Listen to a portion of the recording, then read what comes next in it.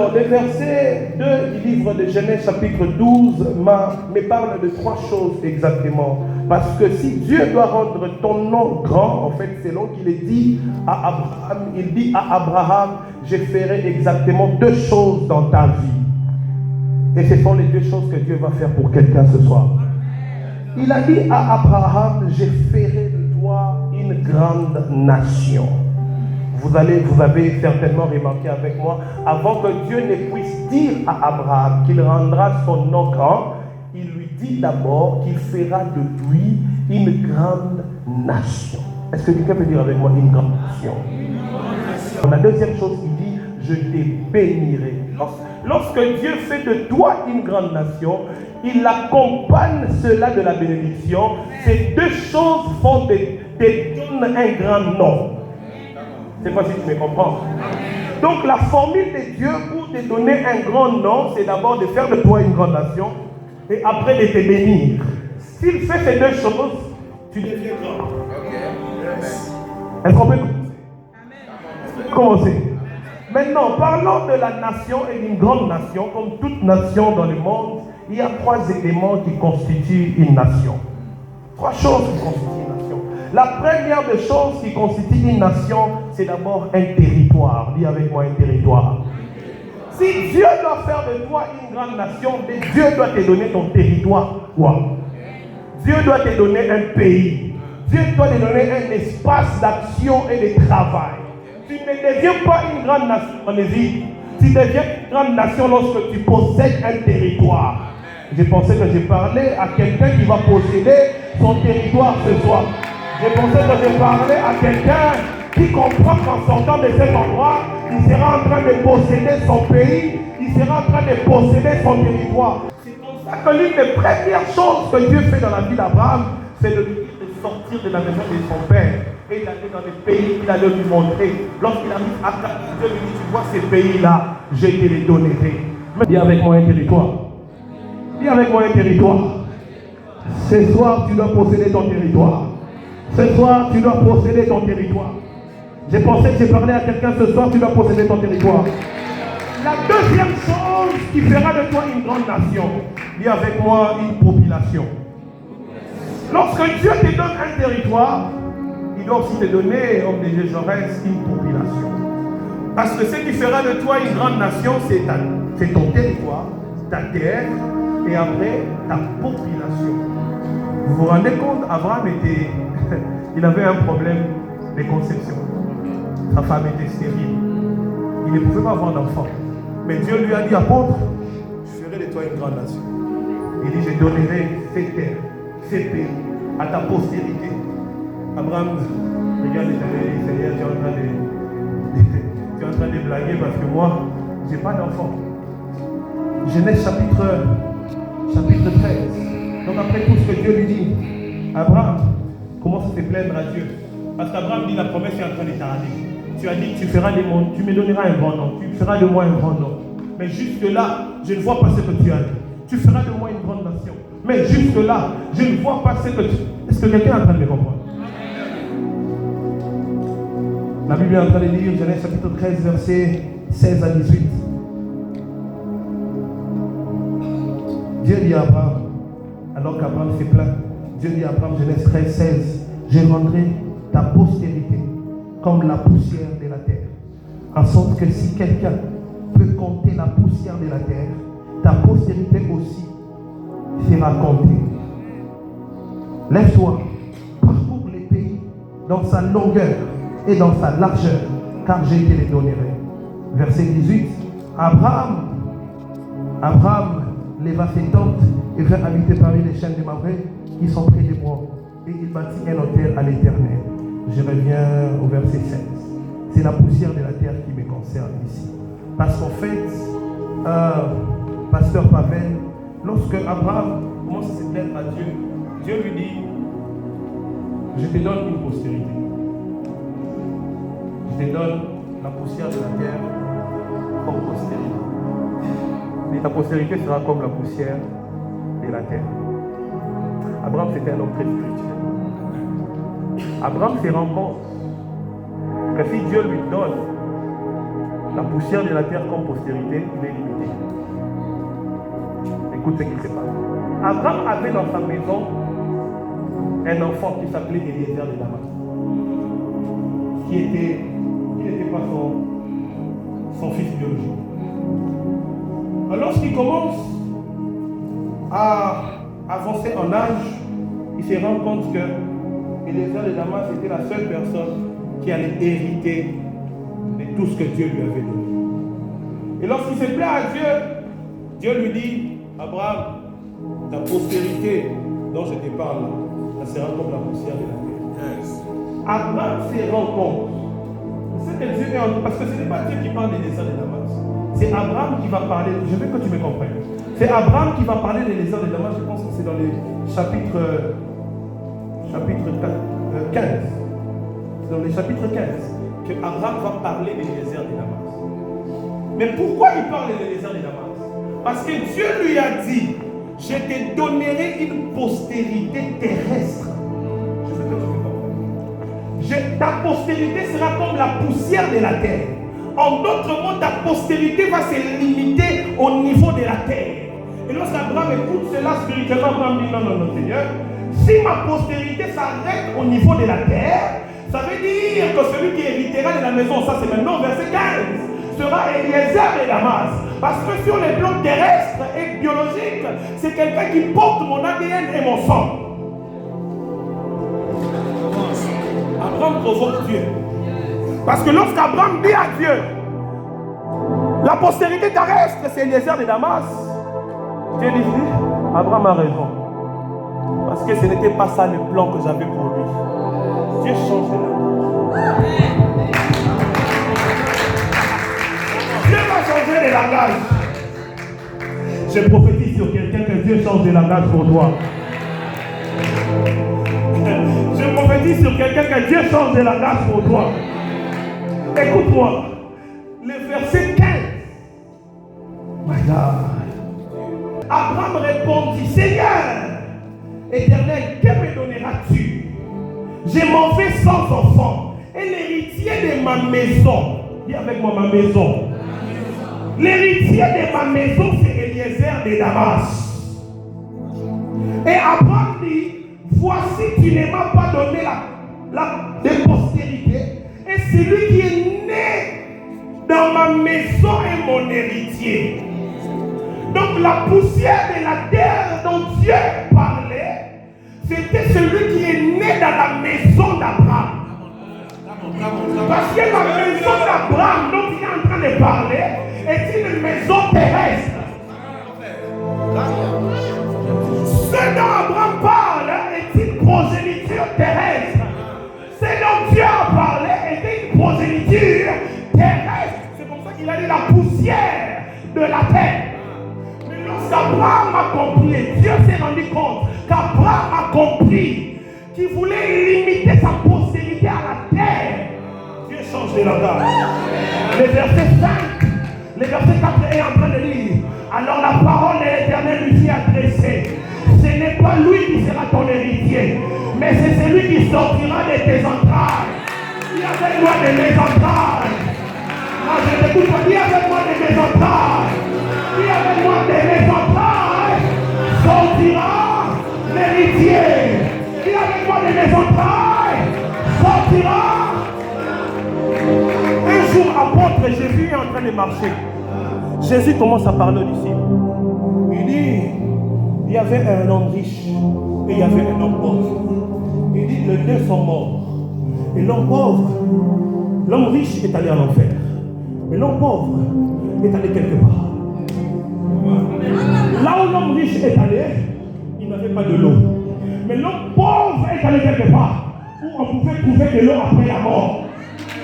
L'homme riche est allé quelque part où il n'y avait pas de l'eau. Mais l'homme pauvre est allé quelque part où après la mort, on peut exaucer la foi. Mais lorsque Jésus parle, Jésus en train de dire, l'homme pauvre est allé dans un lieu qu'il a appelé les saints d'Abraham. C'est quoi les saints d'Abraham?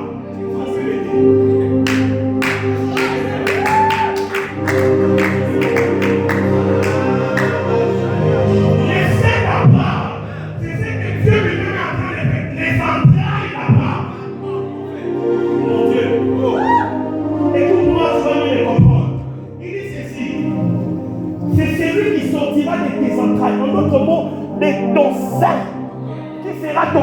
fructifier. Mais c'est de quelle postérité il est en train de parler? Il continue encore. Verset 5. Et après lui avoir conduit dehors, notre mot, maintenant je vais te montrer de quelle postérité je suis en train de parler. Je vais maintenant te montrer de quoi est composé des entrailles. Je suis en train de prier pour quelqu'un. Que ta vision ne se limite pas sur la terre.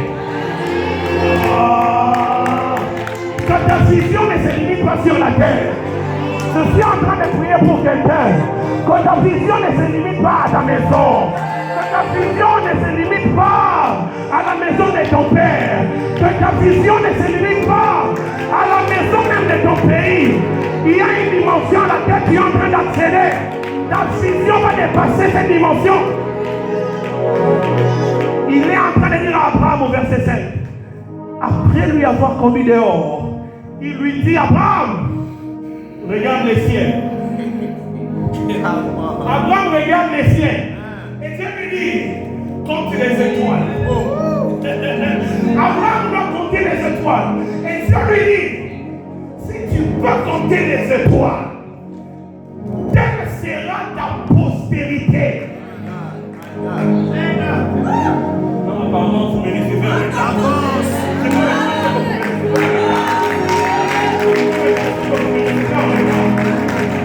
première postérité était la postérité de sa maison, la poussière de la terre.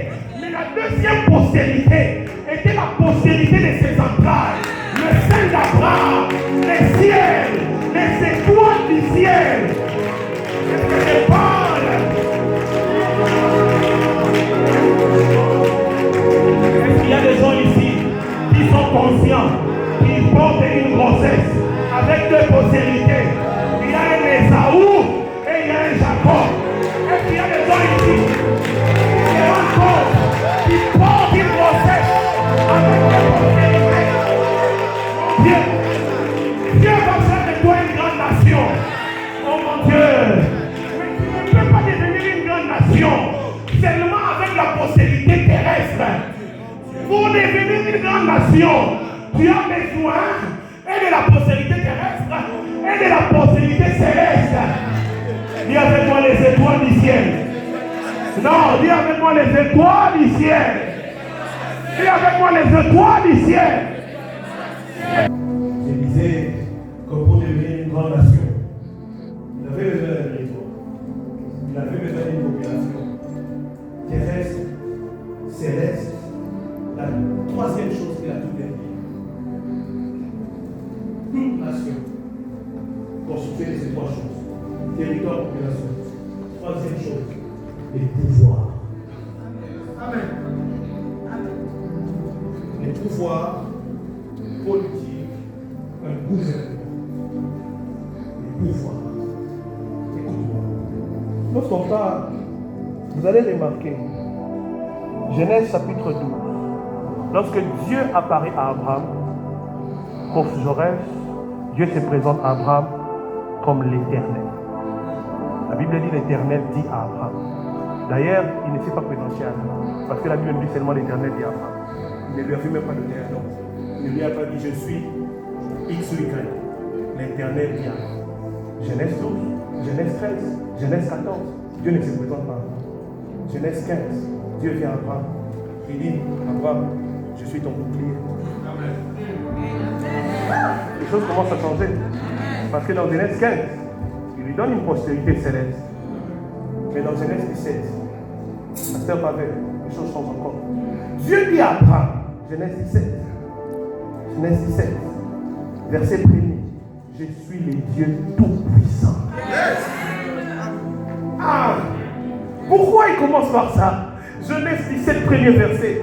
Je suis le Dieu tout-puissant. Là, Dieu est en train de dire à Abraham, tu as maintenant besoin du troisième élément d'une nation. Dis avec moi les pouvoirs. Je le dis souvent et je le dis chez nous et je le répète ici. Chaque révélation de Dieu cache ce qu'il veut te donner et veut faire dans ta vie. Je suis le Dieu tout-puissant. Lorsqu'il dit je suis, c'est-à-dire maintenant, je vais te donner la puissance. Quand il avait dit, je suis ton bouclier, là il était en train de dire, voilà, maintenant là tu auras une postérité spirituelle qui va te protéger. Mais quand il dit, je suis le Dieu tout-puissant, il y aura maintenant là, ta nation là, va recevoir un pouvoir. On va arranger les choses. On va former un gouvernement. C'est dans Genèse 17 que Dieu dit à Abraham, de ta postérité va sortir des rois. Maintenant, ce n'est plus simplement une postérité ordinaire. Maintenant, ce sont des royaumes qui doivent sortir de toi. Et pour que ces royaumes viennent, vous avez besoin du pouvoir. Dis avec moi, le pouvoir. Mais tu vois, dans toutes les nations, lorsqu'on parle de pouvoir, on parle de 3 différents pouvoirs. Est-ce que je peux te parler? Écoute-moi. Parmi les 3 pouvoirs,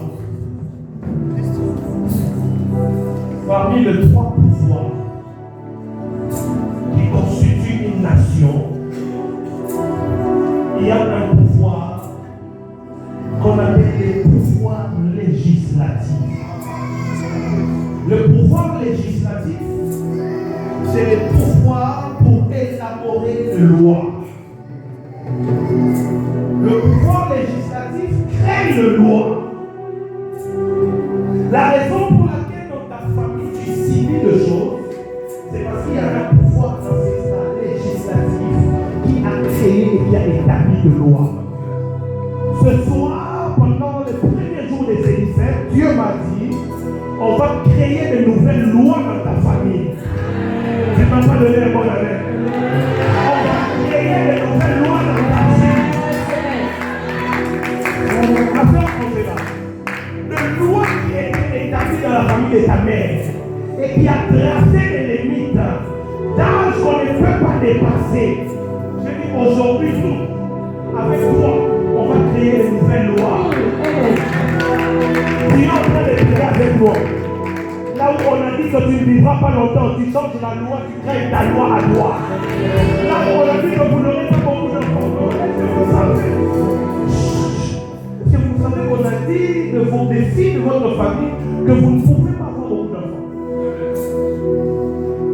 On a dit qu'en fait, depuis, ça s'est arrêté comme chez vos parents, où les gens ont eu comme 5 enfants comme ça. Mais je vois les gens commencer à avoir un enfant, 2 enfants et ça s'arrête. Parce qu'il y a des lois qu'on a établies afin que vous n'ayez pas beaucoup d'enfants. Et très tôt, on vous diagnostique des maladies. Vous ne comprenez pas d'où est-ce que ça vient. Je dis même lorsqu'on a planifié et vous passez tous à des opérations chirurgicales. Lorsque je vous parle, je vois 3 lits et je vois les gens être opérés. 3 fois par opération. Je parle du deuxième pouvoir, excusez-moi. Le deuxième pouvoir, c'est le pouvoir judiciaire. C'est-à-dire que dans ta vie, il y a des choses qui ne peuvent pas arriver parce que tu as été condamné. On vous a jugé sans demander votre permission, sans pour autant appeler votre avocat, et vous avez été condamné. Je dis parce que le pouvoir judiciaire était au contrôle de vos adversaires.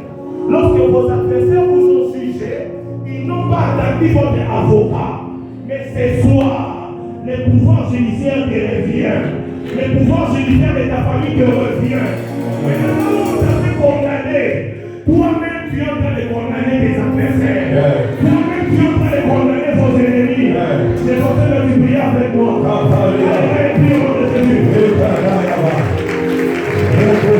Le troisième pouvoir, dis avec moi le pouvoir exécutif. Dis avec moi pouvoir exécutif. Avec le troisième pouvoir, tu deviens un roi. Tu prends les décisions quand tu veux, ou tu fais comme tu veux. Avec le pouvoir exécutif, tu décides d'exécuter les choses.